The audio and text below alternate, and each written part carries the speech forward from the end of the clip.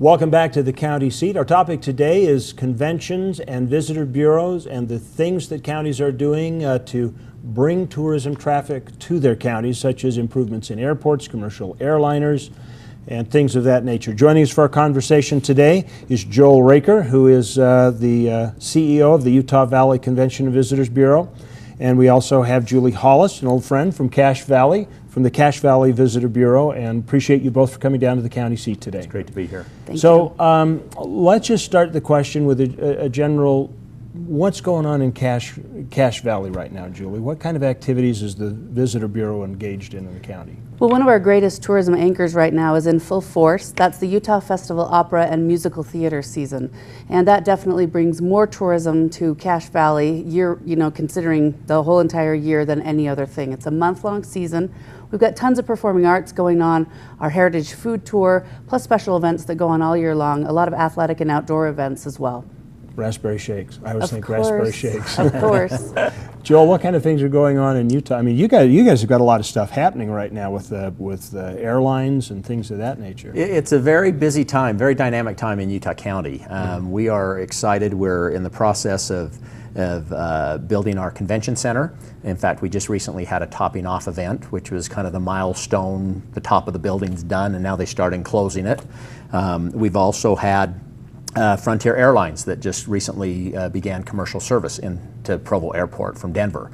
So it's an exciting time. There's a lot of things going on. We've got events going on throughout the summer.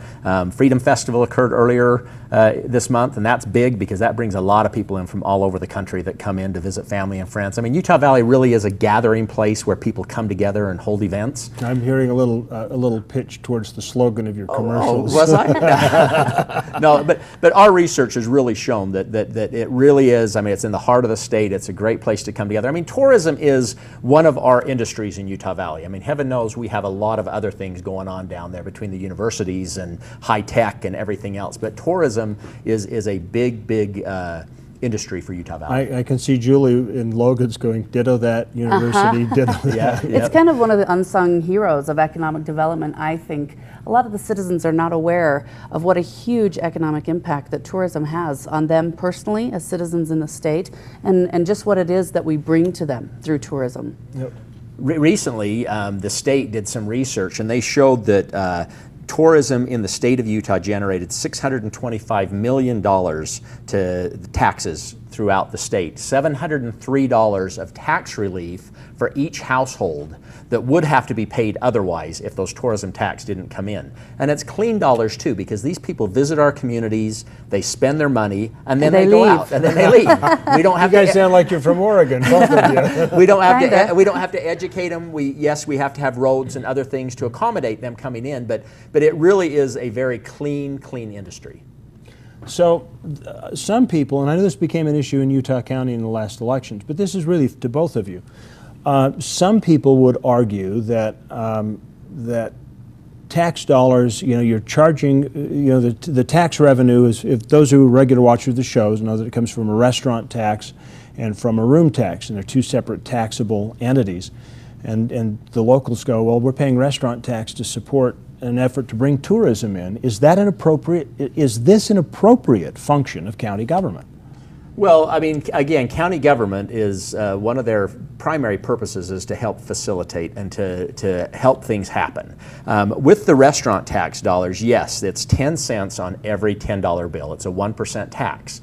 And most of that money, if not almost all of it in Utah County, currently is used for quality of life. I mean, the trail systems and parks, and they grant it out to the communities. So it goes back to the benefit of the citizens. Whereas the tourism or the transient room tax, which is collected on the backs of the travelers that stay in the hotels, those are the dollars that the county uses to do the promotion and the marketing that our organization uses. So there are two different taxes. There's also a piece in there that oftentimes doesn't get talked about, and that's the car rental tax. And so the taxes that are collected when people rent cars at the Salt Lake Airport, counties get a portion of that tax. And is that distributed through all the counties? It's distributed, yes, based on, I don't know exactly what the figure is, but they do get a portion of that. And that's part of the TRCC, which is the Tourism, Recreation, Cultural Convention, which is more commonly known as the restaurant tax. Now, how are you guys apply your tax just a little, your TRCC a little bit differently? You fund a lot of, you do grant work with yours primarily, Julie? Well, our county, the way that they've chosen to do it is they have the two different pools of funding, and then nonprofit organizations, they have to be a qualified 501c3, are then allowed to apply for these funds, and those are divided up into recreation, arts, parks, and zoos. And they can use those funds for building trails, other quality of life issues, funding for example, some of the arts organizations. My office is actually allowed to apply for those funds as well to help with our marketing efforts. So we get some funding through that as well. Oh, okay. How hard is it to market out? I mean, you know, you've got Life Elevated coming from the state. Mm-hmm. And you've got all these avenues and revenues or sources of communications to try and bring people in to your county specifically. How hard is that? I see that, you know, Utah Valley, Utah County, mm-hmm. is not necessarily on the map of somebody in the Midwest or on the map of somebody in the Northeast. The state of Utah may very well be. I mean, we've got wonderful national parks, we've got all these wonderful things that may be on people's bucket lists. So we see it really as a true partnership with the Utah Office of Tourism, where they will advertise on a broader scale, and then Julie and I, we focus on getting people's attention drawn to our area or our county, where hopefully they'll spend a night, spend a couple days going to the festivals and events up there in Cache Valley, have one of those raspberry shakes, you know, and Utah County come down there, whether they're visiting the museums or visiting Thanksgiving Point or attending a convention at our convention center, and you have a convention center up there also. So mm-hmm. really, I see that as a partnership, how they work together to draw attention to the state, and then we hope that they'll carve out time to spend in our counties. Now, there are some people who have advocated that these regional and county by county travel bureaus should all be folded into the state and let the state use all the money. And I'm going to toss that one out. I didn't say I advocated it, but what is the disadvantage to doing that? I'll tell you what I think the disadvantage is. In the past, well, it's very difficult for the state because we're so diverse. We have so many great things that could be marketed. But in the past, before we were able to increase the amount of money that was put toward marketing, the state was forced to choose what they would brand. And there are basically two things that they branded: skiing and Red Rock. I have one ski resort that's small, but it's not incorporated with the larger groups. And so I'm kind of left out of the picture. If I'm able to keep my own funding, then I'm able to specifically identify demographics and particular markets that I want to target, that I know that will be fruitful and bring the most economic development and benefit for my county, as opposed to just being held under an umbrella that's going to emphasize a lot of things that I don't have to take advantage of.